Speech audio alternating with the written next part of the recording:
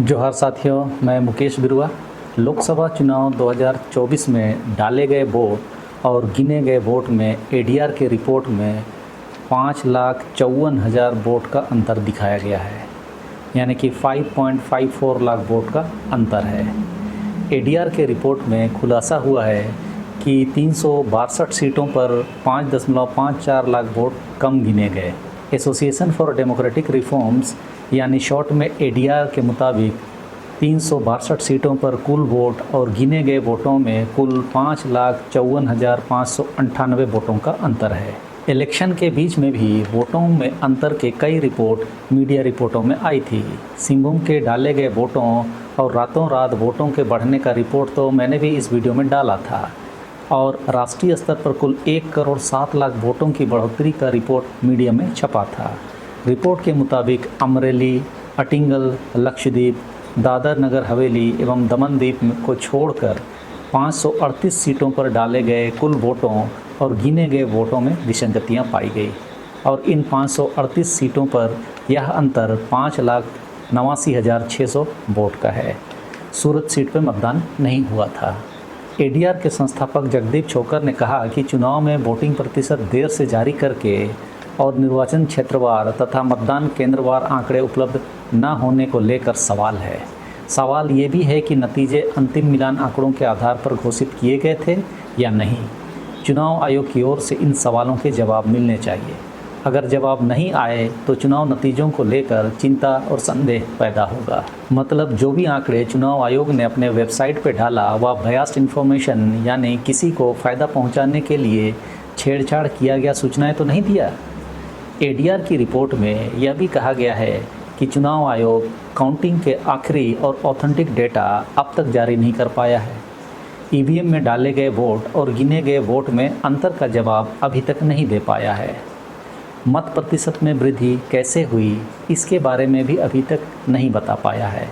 कितने वोट पड़े, मतदान प्रतिशत जारी करने में इतनी देरी कैसे हुई, वेबसाइट से कुछ डेटा उन्होंने क्यों हटाया, इन सारे सवालों के जवाब चुनाव आयोग को देने चाहिए, जो अब तक जारी नहीं किए गए हैं।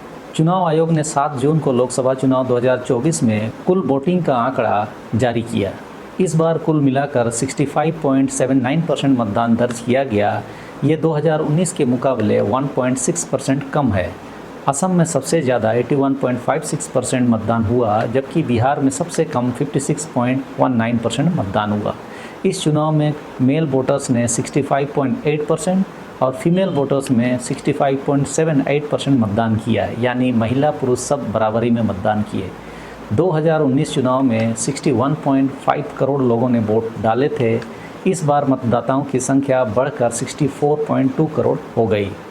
इस पर चुनाव आयुक्त राजीव कुमार ने कहा कि यह अपने आप में विश्व रिकॉर्ड है। यह सभी G7 देशों के मतदाताओं का 1.5 गुना तो यूरोपियन यूनियन के 27 देश के मतदाताओं का 2.5 गुना है। ये बहुत बड़ी संख्या है।